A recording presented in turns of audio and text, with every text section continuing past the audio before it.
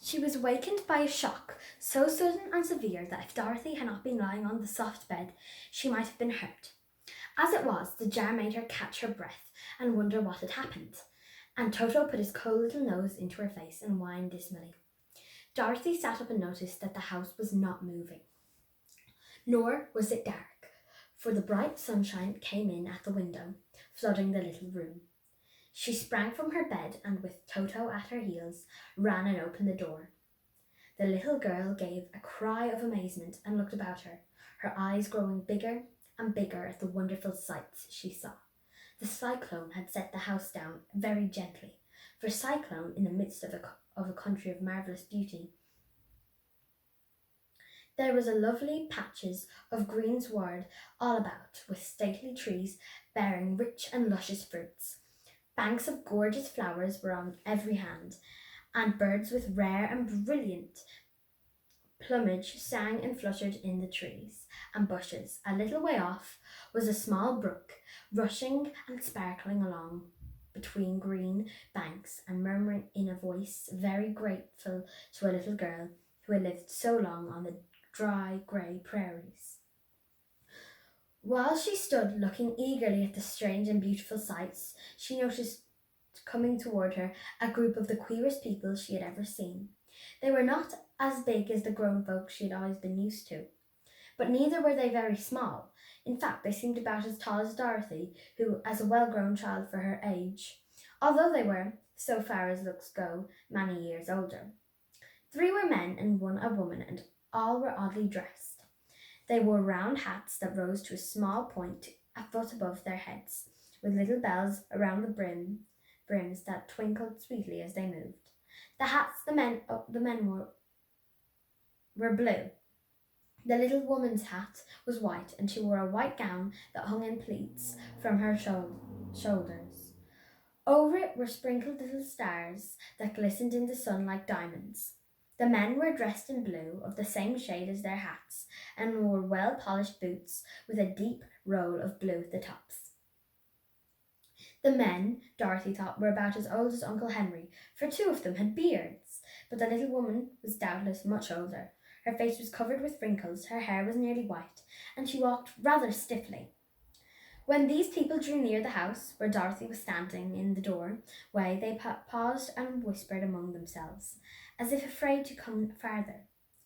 But the little woman walked up to Dorothy, made a low bow, and said in a sweet voice, "You are welcome, most noble sorceress, to the land of the Munchkins.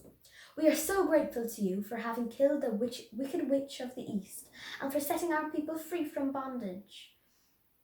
Dorothy listened to this speech with wonder. What could the little woman possibly mean by calling her a sorceress and saying she had killed the wicked witch of the East? Dorothy was an innocent, harmless little girl who had been carried by a cyclone many miles from home, and she had never killed anything in all her life. But the little woman evidently expected her to answer, so Dorothy said with hesitation, "You are very kind, but there must be some mistake. I have not killed anything." "Your house did anyway," replied the little woman with a laugh.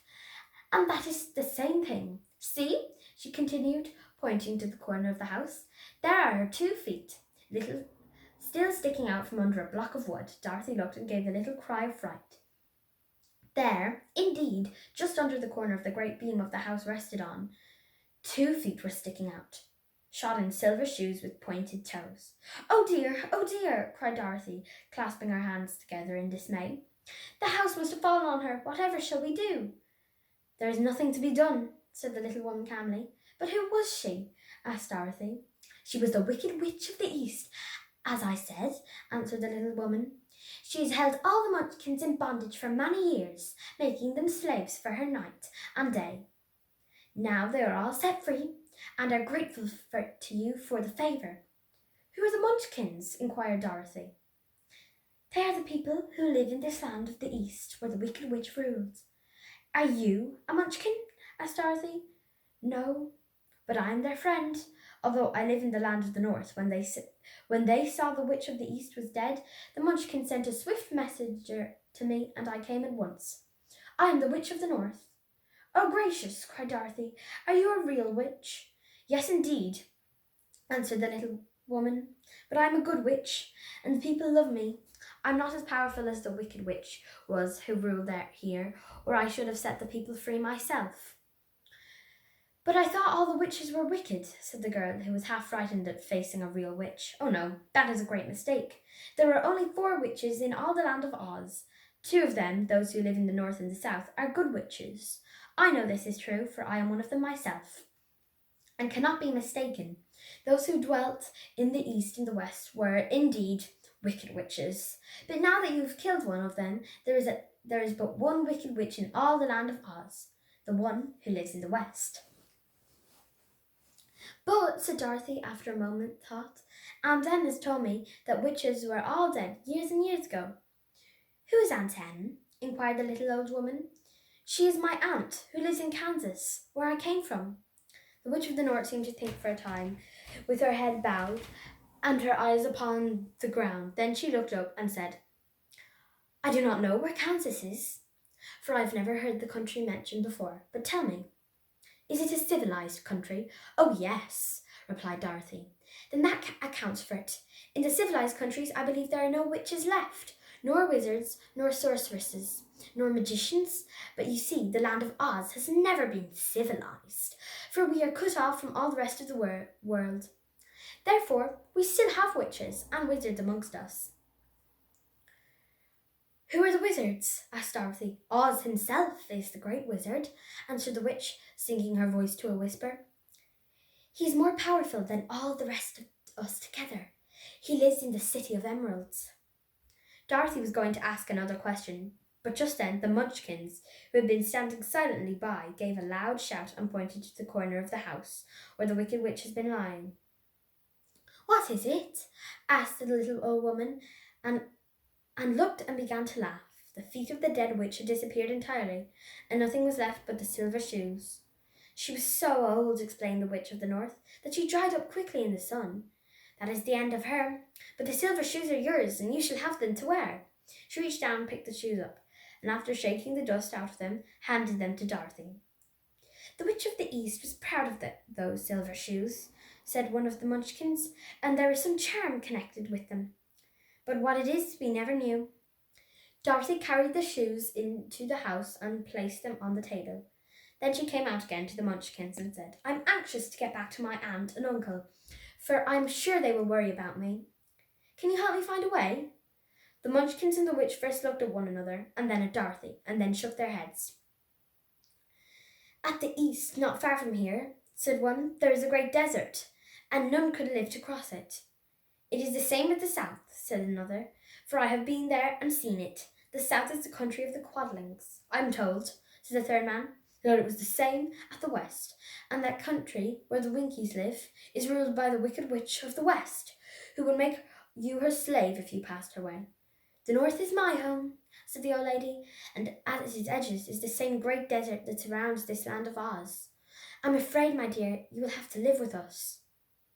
Dorothy began to sob at this, for she felt lonely among all these strange people. Her tears seemed to grieve the kind-hearted Munchkins, for they immediately took out their handkerchiefs and began to weep also. As for the little old woman, she took off her cap and balanced the point on the end of her nose while she counted 1, 2, 3 in a solemn voice. At once the cap changed to a slate on which was written in big white chalk marks, "Let Dorothy go to the City of the Emeralds." The little old woman took the slate from her nose and, having read the words on it, asked, "Is your name Dorothy, my dear?" "Yes," answered the child, looking up and drying her tears. "Then you must go to the City of Emeralds. Perhaps Oz will help you." "Where is the city?" asked Dorothy.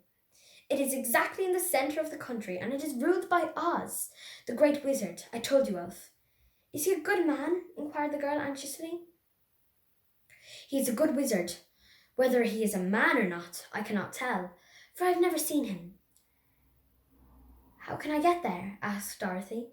"You must walk. It is a long journey, through a country that is sometimes pleasant and sometimes dark and terrible.